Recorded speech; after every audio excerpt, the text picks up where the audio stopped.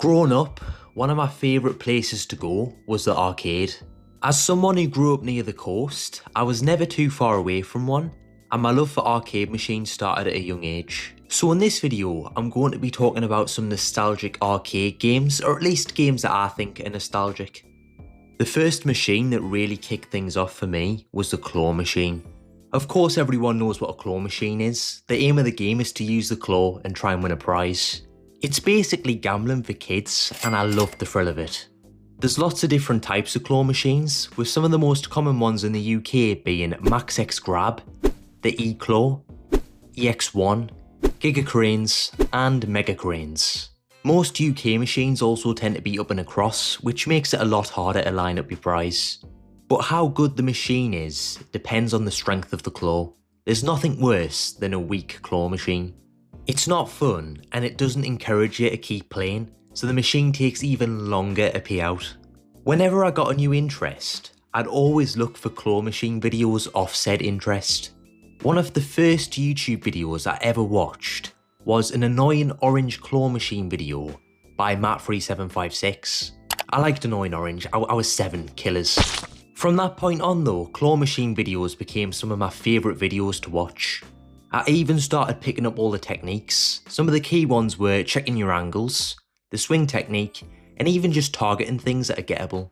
It got to the point where I liked the idea of winning the prize more than the prize itself. That's when I started making my own claw machine videos. They were some of the first videos I ever uploaded. Here's a clip from one of them.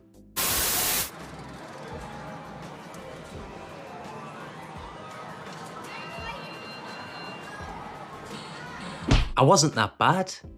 I loved that arcade because it would set the claws to a reasonable strength, so you always had a chance of winning. I loved the claw in general, and it had a big impact on my childhood. In fact, my favourite plush Yoshi was from a claw machine. That brings us nicely to the next game I'm going to talk about, Mario Kart Arcade GP. This machine has been a staple of arcades for nearly 20 years. It's only a few months younger than me. Of course we've seen newer versions of the game such as Arcade GP 2, Arcade GP DX, and also Arcade GP VR, which I've never played before. One of the main things that stood out about these games to me was the roster. With these games being made in collaboration with Namco, you could play as characters such as Pac-Man, Miss Pac-Man, Blinky, Mamechi, and even Don-chan. It was definitely a unique experience and different to Mario Kart Wii, and I was very used to Mario Kart Wii at the time. But one of the biggest problems I had with the game was never being able to select a character. It's probably because I didn't know how to use the steering wheel properly, but it used to flick through all of the characters really fast until eventually you just hit the pedal and it would randomly select one. So I very rarely got to play as the characters I wanted to play as. Needless to say, young me wasn't very impressed. But the gameplay itself was fun, and there was different items such as a tornado, a hammer, and even a frying pan. If you wanted to complete a cup on the machine though, you would have to keep putting money in, so I emulated the second game a little while back. By doing this, I was able to experience the full game in a way in which I simply couldn't at the arcade. I played as all the characters, I did all the tracks, and to be fair, the tracks did get a bit repetitive. You could tell that the game was built for the arcade and that arguably its best feature was multiplayer. I wonder if they will ever release another Arcade GP machine. One thing that I'd love to see make a comeback though is Dinosaur King. Dinosaur King is a game made by Sega where every time you play, you get a card. So not only was it an arcade game, it was also a card game. Needless to say, I fell in love with this machine very quickly. The version of the game I played was the D-Team versus the Alpha Fortress, and the cards I got from the machine were S2 thirds, then after a year or so, it was S2 fourths.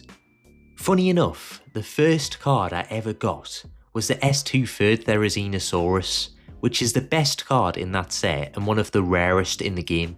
But because I'd never played before, I had no idea how rare it was. I'm very lucky no one was there to take advantage of us because at the time I probably would have swapped it for a Triceratops or something. I loved lightning dinos when I first started. As a whole though, there's 7 different types: lightning, wind, grass, fire, water, earth, and the rare secret dinos. That's what Therizinosaurus was. To be honest, it's very similar to Pokemon. As time went on, I started playing more and more and I got a lot better at the game. The story mode had 2 parts, part 1 which was quite easy and it didn't take us a while to beat that one, and part 2 which was harder, but once I had a few good cards and understood what was going on, I was fine. Once you memorised all of Reese's tips, you were good to go. The game followed a rock, paper, scissors system, so you had 3 buttons, 1 for rock, 1 for paper, 1 for scissors, and whoever won got to attack. Pretty simple to be honest. The main boss fight was Dr. Z and his alpha dinosaurs, and he would often rotate between Allosaurus, Kentrosaurus and Chasmosaurus. I have old videos online of me beating him with lots of different dinosaurs, but one of my favourites was definitely Cychania. I pivoted more towards Earth dinos as time went on.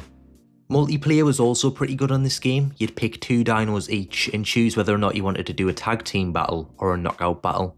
Even though luck definitely played a factor, over time you get better at picking your deck and setting up big moves, like Deathfire. Your dinosaur had 3 moves, 1 for rock, 1 for paper and 1 for scissors.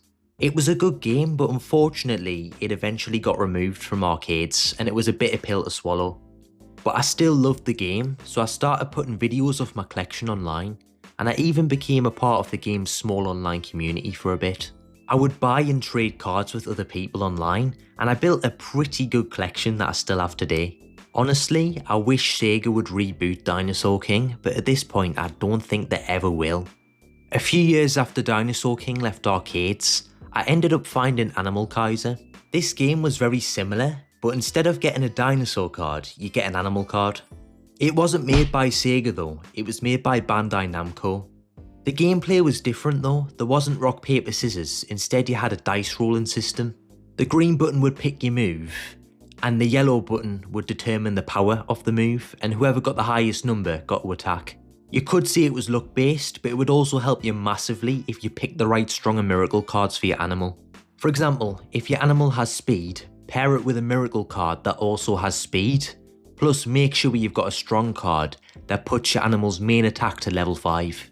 Then you'll see your animal light up gold or purple in Scorch's case when you use your special move. In fact, I never beat it because the boss animals were that OP. There's videos of me going back and forth with Atlas and Ninja Train Siegfried, and they were impossible to beat. I was using some strong boss animals myself as well, and even then they'd always find a way to win. Of course you can beat them, and I'd love to try again someday, but they were tough. I didn't play this game as much as Dinosaur King, but I still built a good collection. I thought Dinosaur King was a bit more generous when it came to spitting out top cards than Animal Kaiser was, so I did end up buying some of the boss animals online. I remember I found some pretty good deals for some of them, but believe it or not, Animal Kaiser is actually still going. It has a far bigger presence in Asia, but you can still find a few machines in the UK. It's a shame that the UK never got Strong Animal Kaiser or Great Animal Kaiser, but there is something called Animal Kaiser Plus. Basically, this is just a remastered version of the original game, but for some reason you can't use your original cards. I don't understand why they did this because the new cards are just exact remakes of Evolution 1, so unless they change things up, they're going to end up with the same cards in the same game. Oh well, I don't think I'll lose any sleep over it. One thing that I can't wrap my head around though, is that it's £2 to play, you know, £2 to play Animal Kaiser. First they put Greg sausage rolls on the £1.30 and now this. Honestly, what has my life come to? Do you fancy checking out one of my other videos? Just click here.